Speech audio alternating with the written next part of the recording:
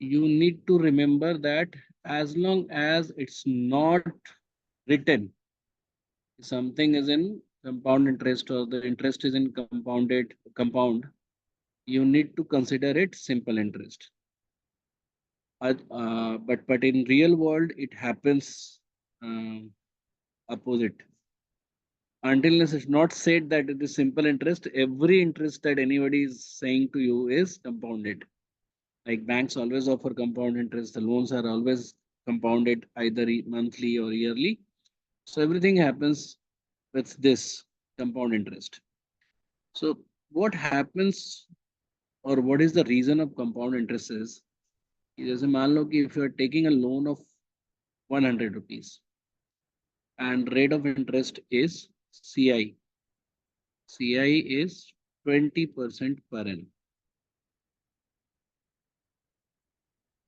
तो अगर मैं एक साल वो पैसे को रख लूं तो after N year after N year 20 rupees का इंटरेस्ट हो जाएगा and the total amount would be 120. And if I am not paying this 20 rupees for the second year, जिसने भी लोन आपको दिया है वो बोलेगा आपके पास 120 रुपीज का लोन है. Now you have to give the 20% of 120 rupees, which is 24.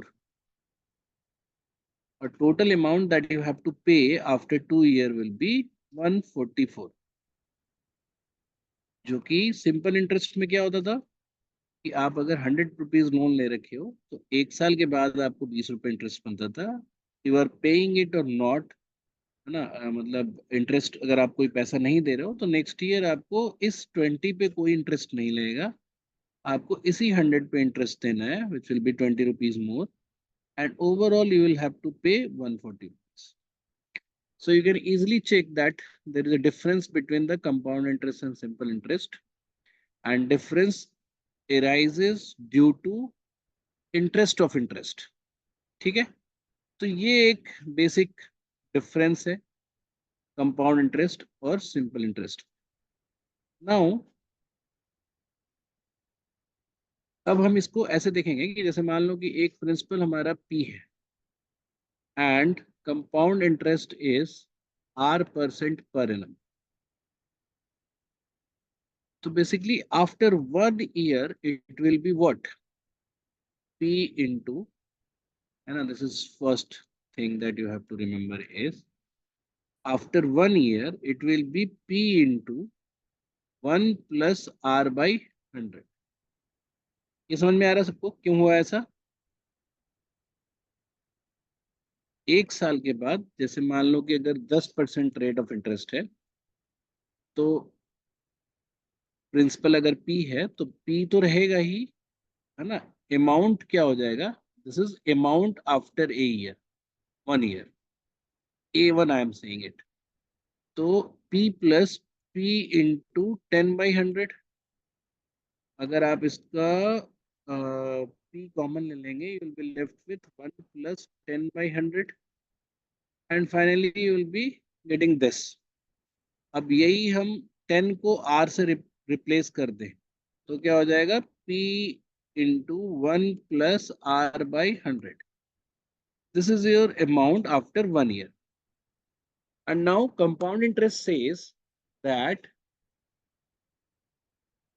अगले साल के लिए मतलब in the second year, the entire amount which is principal plus interest, entire amount will act as principal.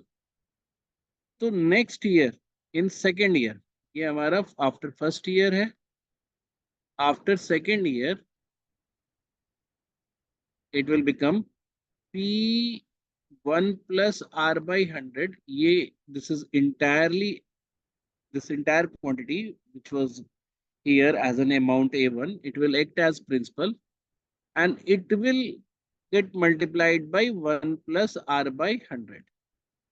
So basically this A2, और A2 को क्या मिला आपको? A2 मिला P into 1 plus R/100 to the power 2. And if we'll go to n years, every time it will get multiplied by 1 plus r by 100 again. Okay. So the final amount after n year would be p into 1 plus r by 100 to the power n. ये समझ में आ गया? बताओ. Yes, sir. Yes, sir. बहुत simple सी बात है.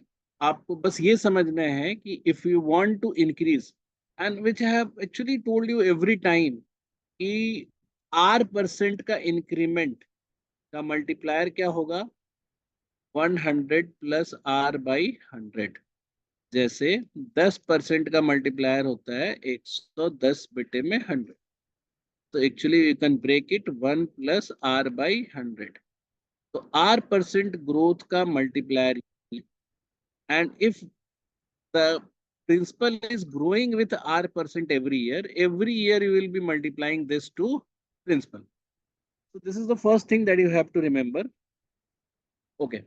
अभी हम इस पे बात नहीं करेंगे. And always remember, here you are getting amount directly. If you want to get interest after n year, IN, interest after n year, so you have to reduce the principal from amount, then only you will get this interest. ठीक है. ये हमारा एक general और generalised formula है which you actually must have studied in your school also. Now while calculation, है ना, जैसे मान लो कि अगर मैं तुमसे बोलूं कि 8,000 अमाउंट इज देयर, है ना, rate of interest is CI is 10% per annum, and my question is, what will be interest after 2.5 years? Or if we'll ask second question that, good evening Ankit, if I'll ask second question that, what is the difference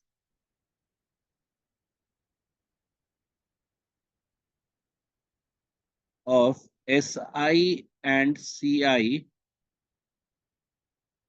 for 2 years or 3 years, or maybe just for the second year also, 2 years or 3 years? So if we'll try to solve these two questions through this formula, it will be very difficult. Just assume that if I want to calculate A part, IN is, P is my 8,000, 1 plus 10 by 100 to the power 2.5, which is 5 by 2 minus 8,000. देख रहे हो कितना difficult हो जाएगा अगर ये हम calculate करने चले तो. सो आप एक पैटर्न बनाओ, मतलब पैटर्न नहीं, you can do the same thing easily by understanding or understanding the concept of distribution of percentage. वो अभी आपको हम बताते हैं कि distribution of percentage क्या होता है. तो अब हम इसको क्या लिखेंगे कि जैसे मान लो कि ये हमारा 8,000 का प्रिंसिपल है, and I'll start giving arrows for every year. After 1 year,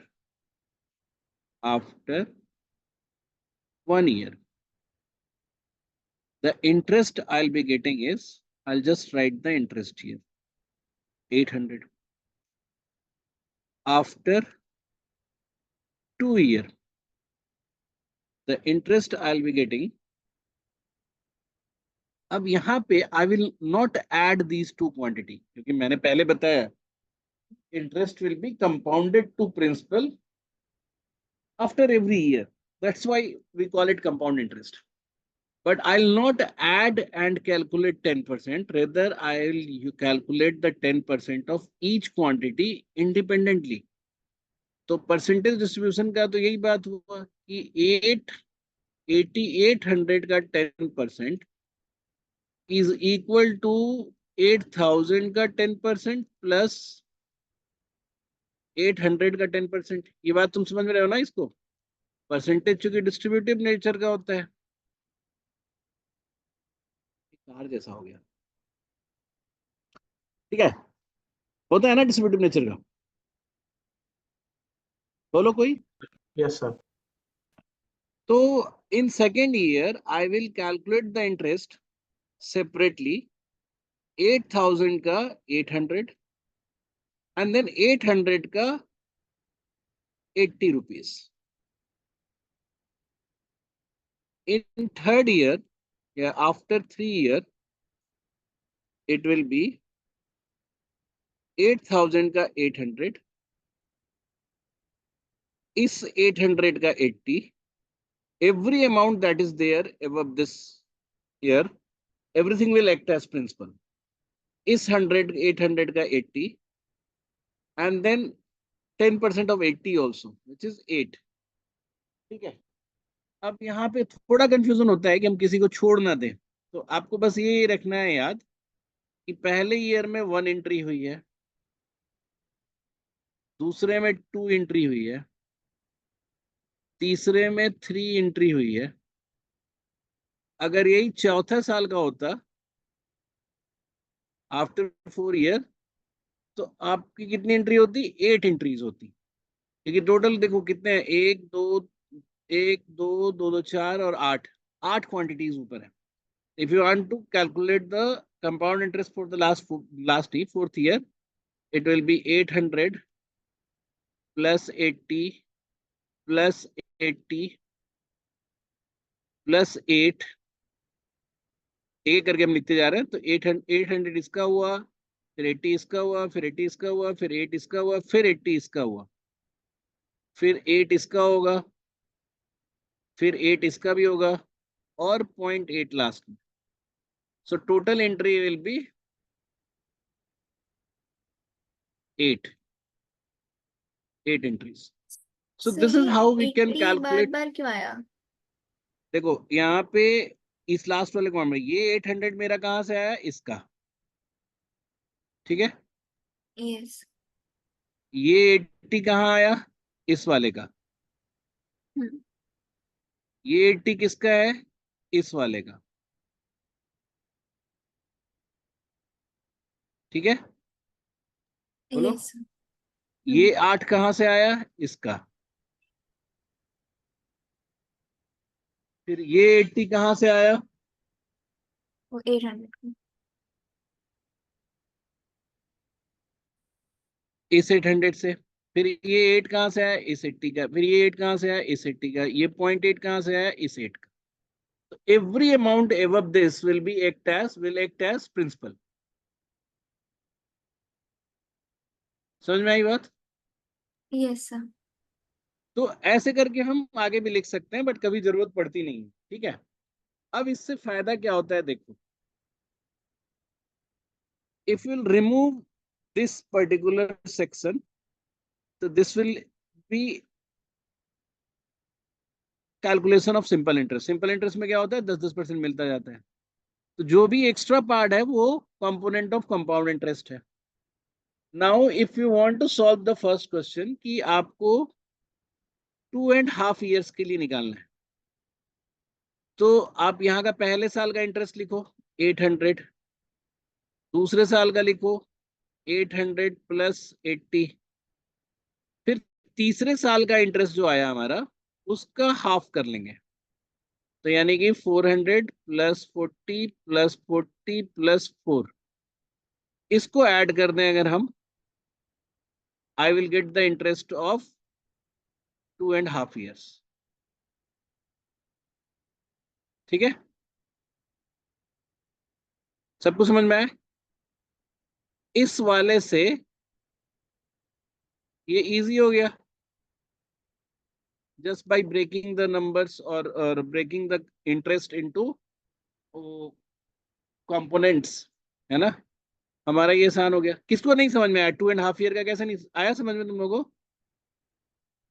yes sir. अंकित बोलते चलो, अंकित, अमृता, अमृता तो चलो नई स्टूडेंट है, अर्चना, तुम लोग सब बोलते चलो भाई, ठीक है। अब जो सेकंड कंपोनेंट था हमारा क्वेश्चन का, कि find the difference of SI and CI for 2 year और 3 ईयर्स। तो अगर आपको 2 ईयर की बात है तो डिफरेंस केवल 80 होगा, अगर 3 ईयर की बात है तो ये पूरा डिफरेंस होगा, क्योंकि ये कंपोनेंट जो है आपका, ये तो आपको सिंपल इंटरेस्ट में भी मिलेगा, 800 प्लस 800 प्लस 800। तो डिफरेंस ऑफ, बस इस तरीके से लिखने की वजह से everything you can get easily. Difference of interest, या सीधा लिखते हैं SI and CI for 2 years 80 rupees हो जाएगा, 3 ईयर्स कितना हो जाएगा, 80 प्लस 80 प्लस 80 प्लस 8, ये आपका 3 साल का डिफरेंस हो जाएगा। So this is how we can calculate easily. Now you have to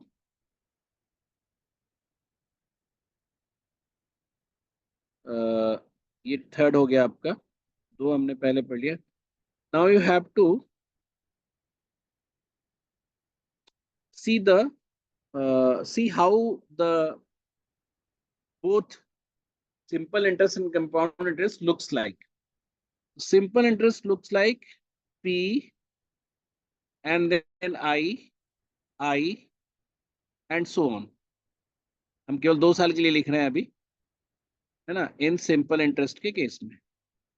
compound interest के केस में ये क्या होगा, P I प्लस I का R%, ठीक है। This is how it looks.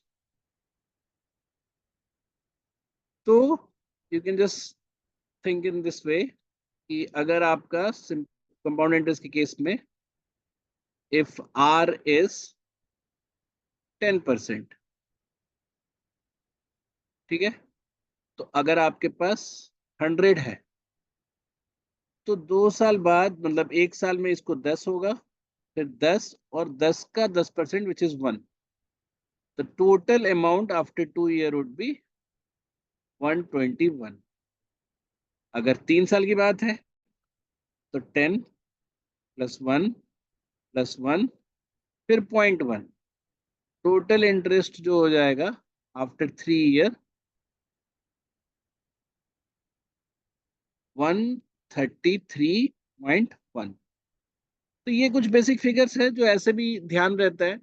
अगर 20% को 2 बार चलाओगे तो 20 प्लस 4, द टोटल इंटरेस्ट, मतलब अमाउंट जो बना आपका, सॉरी इंटरेस्ट नहीं, अमाउंट 144, ठीक है। तो इस तरह से आपको विजुअलाइज करना है कि हाउ दीज टू लुक्स, क्योंकि कई सारे question we will be solving on this वे।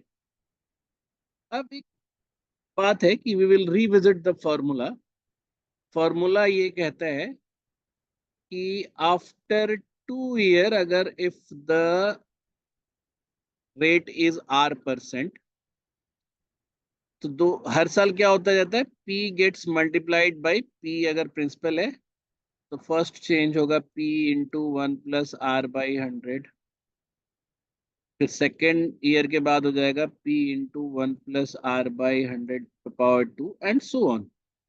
तो बेसिकली ये जो हमारा है 1 plus R/100, it is the multiplier of R% increase, and which you can represent in many way. जैसे 10% अगर है तो मल्टीप्लायर जो हो जाएगा आपका 10% इंक्रीज का जो मल्टीप्लायर है, ये 110/100 भी होता है,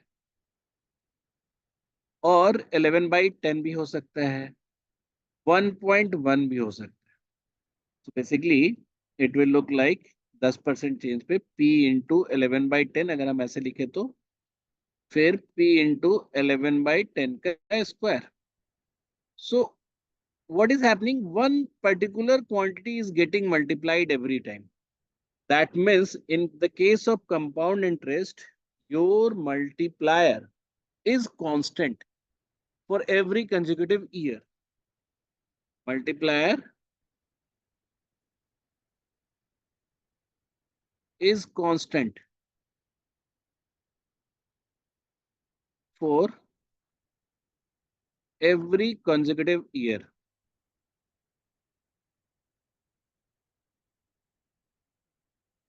इसका फायदा क्या है? देखो, जैसे मैं बोलता हूं कि क्वेश्चन ये है हमारा, अगर मैंने ऐसे बोला तुम्हारा कि if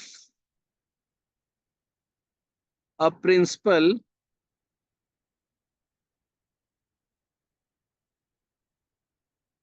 became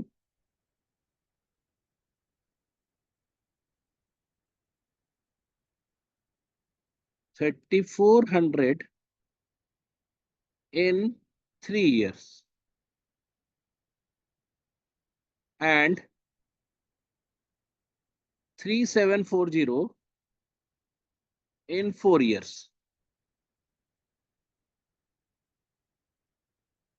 Find CI rate. ध्यान सुनना, ये बहुत सिंप्लीफाई कर देगा चीज.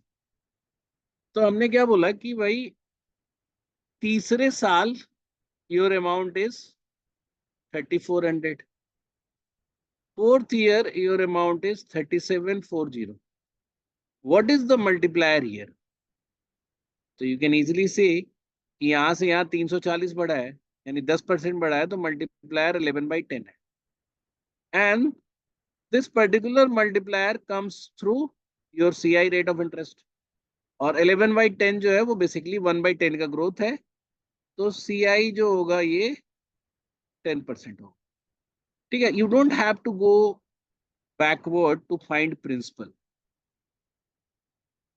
ठीक है, तो इस तरीके से आप,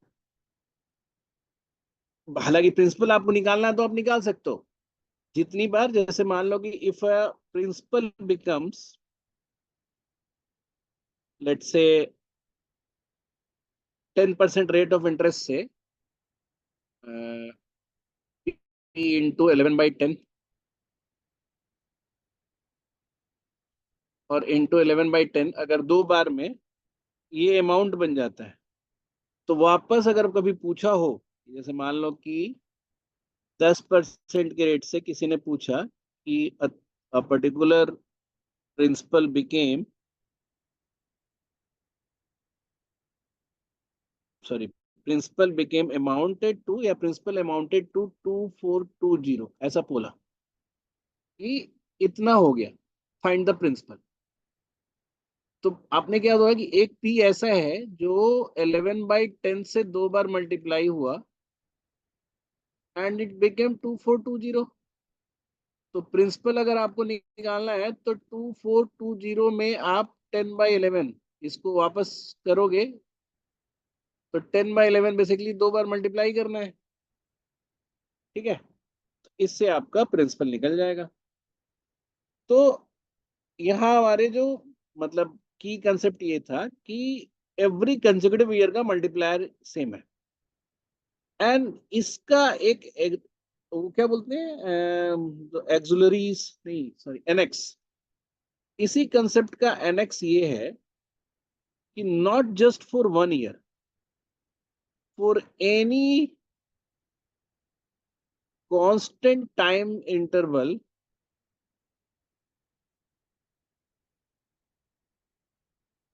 इसका हम लोग बहुत यूज करेंगे क्वेश्चन सॉल्व करने में.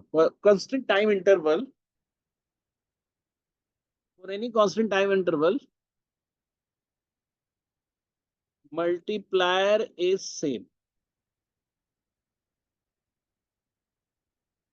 इसका मतलब क्या हुआ अभी बताता हूँ.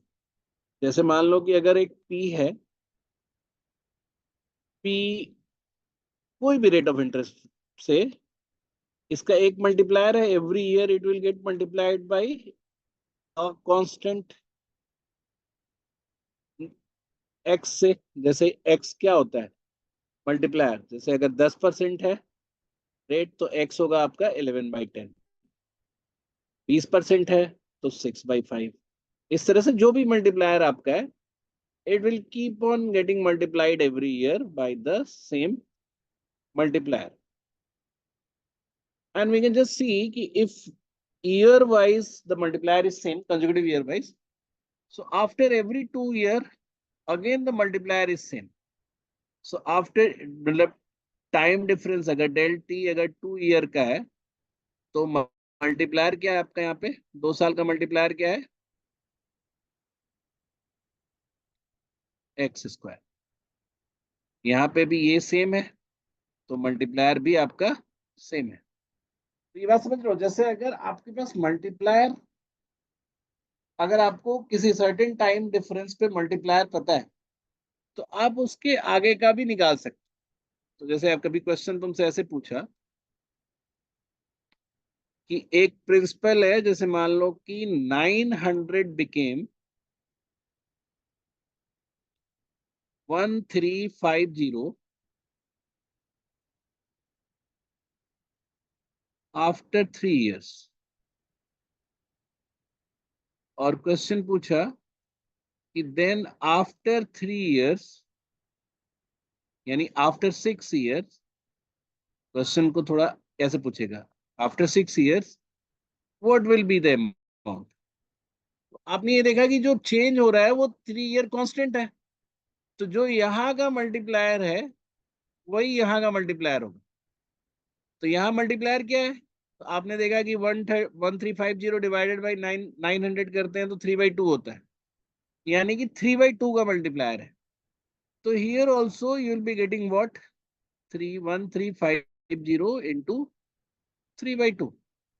और you can also say the percentage change for a constant time difference is same।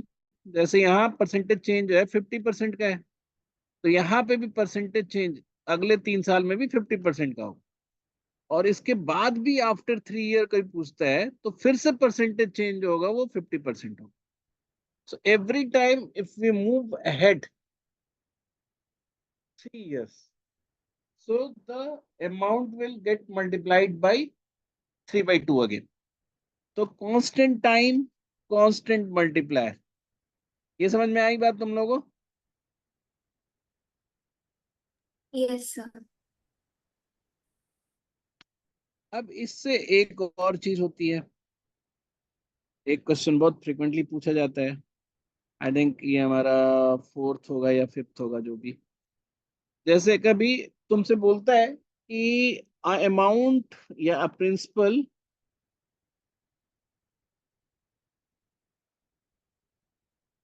Got doubled in 7 years, तो इजिएस्ट क्वेश्चन क्या होगा कि what will be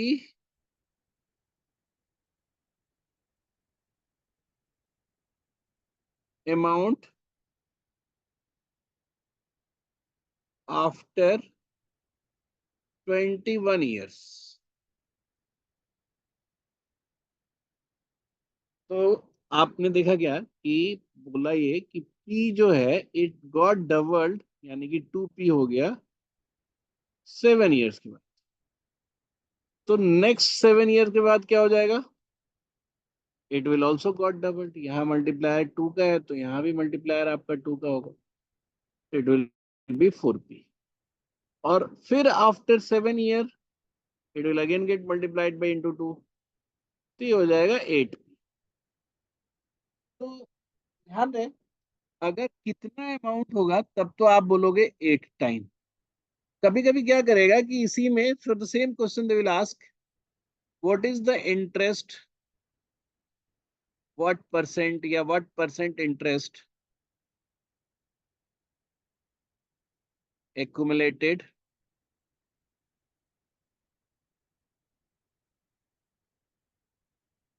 in 21 years। Question same है, बट पूछा कुछ और है। आपने देखा क्या कि आफ्टर 21 ईयर अमाउंट कितना हो जा रहा है, 8p। तो इंटरेस्ट कितना है बेसिकली, बोलो, 7p। क्योंकि आप p जो है वो 8p बन जा रहा है। एक p तो पहले से था आपके पास। तो actually the interest you got 7p which is 700%। तो इस क्वेश्चन का आंसर आपको देना है 700%। ये बात समझ में आई, बोलो। सर ये नहीं आया समझ। अच्छा एक बात बताओ, अगर आपका अमाउंट 6 टाइम्स हो जाता है, जैसे मान लो तुमने 100 रुपया कहीं पे लोन दिया, कुछ सालों के बाद तुम्हें 600 रुपये मिला, तो तुम्हें इंटरेस्ट कितना मिला है,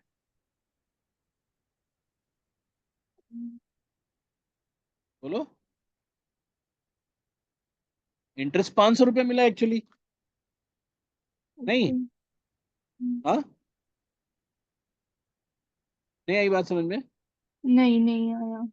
अरे अगर मान लो कि आपने किसी को लोन 100 रुपये का दिया, ओके। अगर वो 6 टाइम्स हो गया कुछ बाद और वो आपको 600 रुपये लौटाता है ना, राइट तो हाँ। आपको इंटरेस्ट कितना मिलता है, इंटरेस्ट कितना मिला? इंटरेस्ट तो 500 रुपये का नहीं मिला, हाँ क्योंकि 100 रुपया तो आपने दिया ही था। राइट। तो अगर amount become 6 times of principal, तो इंटरेस्ट कितना है, 500%। ये याद रखना है, अमाउंट इज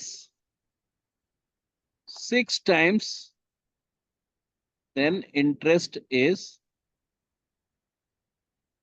5 टाइम्स।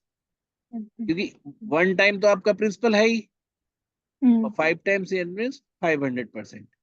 तो ये इसमें भी इस तरीके से भी कई बार कैच होते हैं जो पूछते हैं वो लोग, ठीक है? तो उस पर ज्यादा ध्यान नहीं देना है। फिर आती है बात,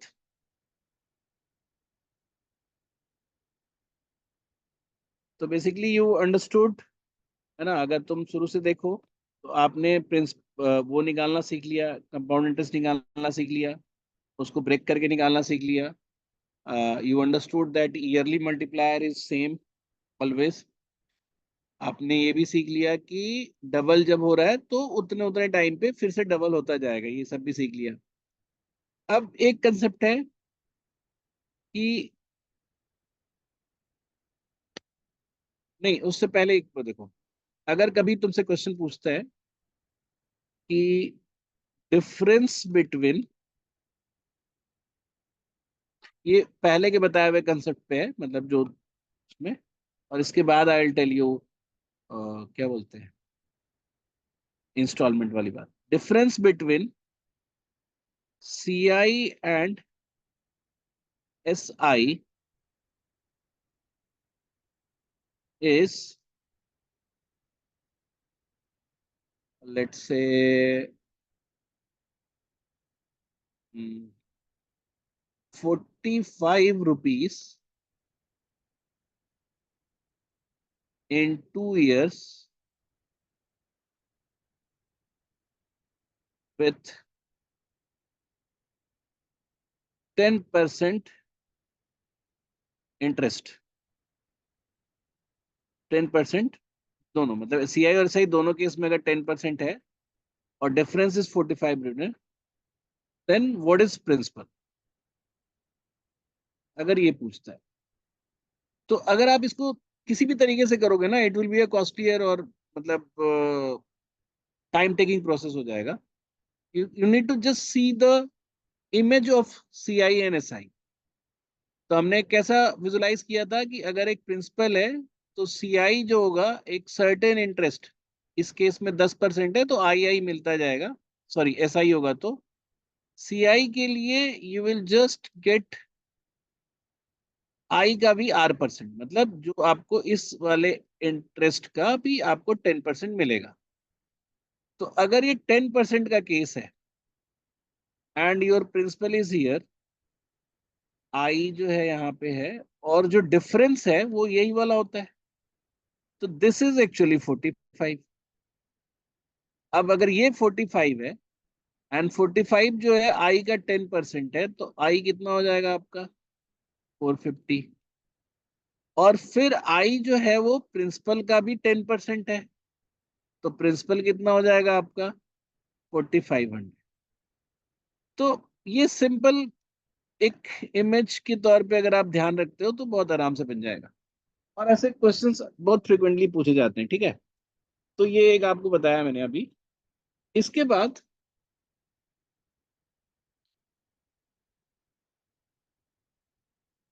अच्छा, जैसे जैसे क्वेश्चंस करोगे ना तभी वो एफर्मिटी आएगी लर्निंग पे।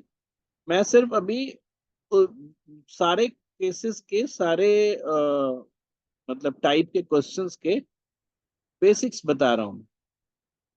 इंस्टॉलमेंट के केस अब अभी हम क्लियर करेंगे। और याद रखना ये ईयरली इंस्टॉलमेंट की हम बात कर रहे हैं, not monthly installment. So the idea behind installment is कि जैसे मान लो कि अगर आपने एक प्रिंसिपल पी लिया है और R% का रेट ऑफ इंटरेस्ट है, तो एक साल के बाद ये आपका P इंटू 1 + R/100 हो जाएगा। तो अगर हम इसमें से कोई एक ऐसा अमाउंट निकाल दें, जैसे आई अमाउंट निकाल दें,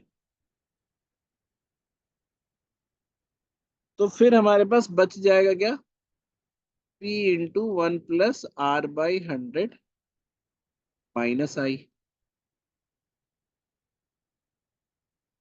और अगली साल जो आपको अमाउंट होगा वो इसके ऊपर R% लगेगा, तो that is P + R/100 minus I. जो मेरा बच गया था, ये टोटल अमाउंट हमारा बच गया था, इस पे फिर से हमारा R% लग जाएगा, विच इज 1 + R/100।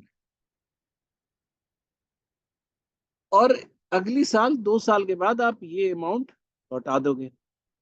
अगर ये इक्वल है आई के बराबर, तब अगर ऐसा हम आई निकालें कि बाद में फिर ये इक्वल हो जाएगा, तो ये इक्वल इंस्टॉलमेंट का केस बन जाता है कि जो आप सेकेंड ईयर में रिलीज कर रहे हो, जो फर्स्ट ईयर में रिलीज कर रहे हो, वो सेम हो जाए। अब ये जो विजुलाइजेशन है वो बहुत टिपिकल और कॉम्प्लेक्स है। I think most of you को ये बहुत समझ में भी नहीं आया होगा कि कैसे हुआ। तो इसको इसलिए हम एक्सप्लेन नहीं कर रहे हैं, क्योंकि जब आप क्वेश्चंस करोगे और डाउट्स पूछोगे तो ज्यादा समझ में आएगा। बट अगर आप इसको दूसरे तरह से विजुलाइज करो, let's say I am taking an example कि किसी ने आपसे पूछा कि एक प्रिंसिपल है पी, ठीक है, और आपको टू इक्वल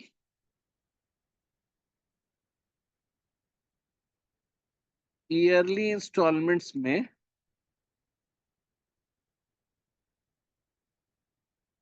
अमाउंट रिलीज करनी है। तो मैं क्या विजुलाइज करूंगा। अच्छा, ख्याति भी है। ख्याति, ये सब लेक्चर से डरना मत, इससे कोई लेना देना नहीं है तुम्हें अभी। This is the second lecture ना आफ्टर सिंपल इंटरेस्ट। तो इसको इस यहाँ तुम्हें कुछ ना समझ में आया तो उसको इग्नोर करना, ठीक है। आवाज नहीं आ रही तुम्हारी, कुछ बोल रही थी तुम। नहीं, म्यूट ही हो तुम, चैट पे लिखो ना, ठीक है। तो ये हमारा क्या केस है कि एक प्रिंसिपल है जिसको आपको 2 ईयरली इंस्टॉलमेंट में आपको रिटर्न करना है। तो कितना कितना हम रिटर्न करें, ये आपको सोचना है।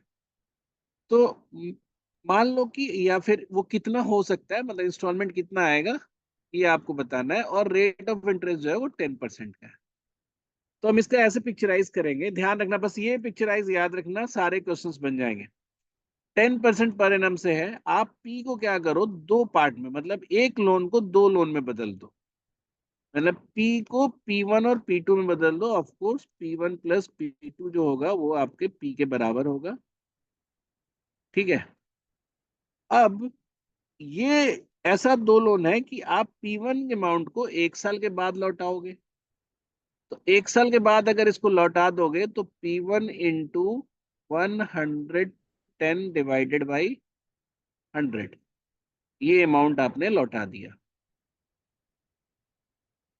P2 जो है उसको रख लोगे 1 साल के बाद, लेकिन वो बढ़ेगा तो वो P2 इंटू 110/100 हो जाएगा। एंड देन आफ्टर 2 ईयर, मतलब आफ्टर सेकेंड ईयर, आप इस अमाउंट को भी लौटा दोगे, तो 1 साल बाद ये और क्या हो जाएगा, बढ़ के एक बार और मल्टीप्लाइड हो जाएगा।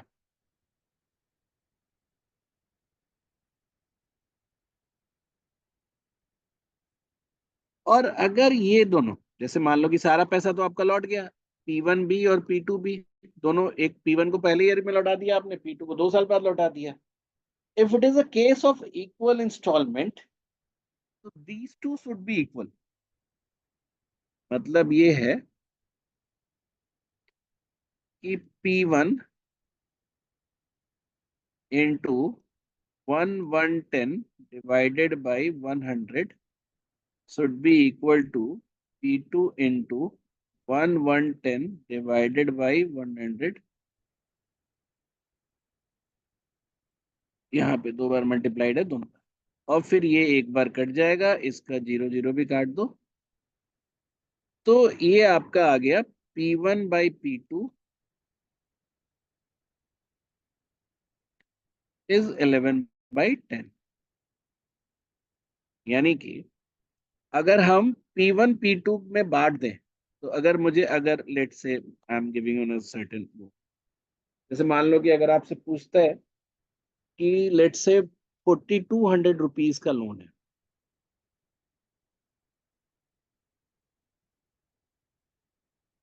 is to be released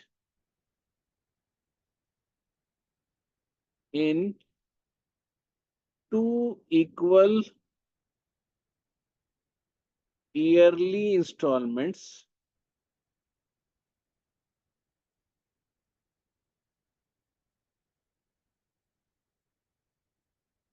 at 10% compound interest. तो इंस्टॉलमेंट की वैल्यू क्या होगी? तो हमने क्या देखा कि हमारा लोन क्या है, 4200 का है। आपको इसको क्या करना है, P1 और P2 में बांट देना है, and for 10% rate of interest P1 P2 का रेशियो क्या आएगा, 11/10। अभी आपको ये लग रहा होगा कि हर बार हम ये पूरी कैलकुलेशन नहीं करेंगे, वो जरूरत नहीं है। You will start visualising it कि वो ये रेशियो भी हम बिना उस पूरे कैलकुलेशन को किए, मतलब जो एवं हमने 2 पार्ट में बांट के उसको 2 2 बार रिलीज करके वो किया, आप बिना उसके भी ये रेशियो बता सकते हो। फिलहाल मैं क्वेश्चन करता हूँ। तो P1 P2 को हमें 11:10 में बांट देना है, तो ये हो जाएगा 2200 और ये हो जाएगा 2000। अब पहले वाले को ही निकाल दो आप 10% के रेट पे, तो 2200 का 10% 220 हो जाएगा, एंड बेसिकली आपका 2420 का इंस्टॉलमेंट बनेगा। Why I am very much sure कि दूसरा वाला भी यही आएगा, क्योंकि हमने निकाल ही लिया था। हमने, अगर हम 1 साल बाद देखें तो 2000 की वैल्यू जो हो जाएगी वो 2200 हो जाएगी, और फिर 2200 की वैल्यू जो आएगी, 2000 की वैल्यू 2200 की होगी, क्योंकि उसमें 10% 200 रुपये इंटरेस्ट जुड़ेगा, और फिर 2200 जो है, फिर से 2200 में 220 ऐड होके 2420 बन जाएगा। तो इसमें आपने क्या देखा कि 2 इक्वल इंस्टॉलमेंट बन गए। ठीक है, अब एक एग्जांपल और लेता हूं मैं, ठीक, दूसरे रेट ऑफ इंटरेस्ट से, फिर हम आपको बना के दिखाते हैं कि कैसे बनता है। और you can do it for 3 equal installments also the same. पहले दो वाला ही बनाते हैं, ठीक है। अगर आपसे पूछा जाए 20% रेट ऑफ इंटरेस्ट पे, 20% CI पे, the loan you took was ₹451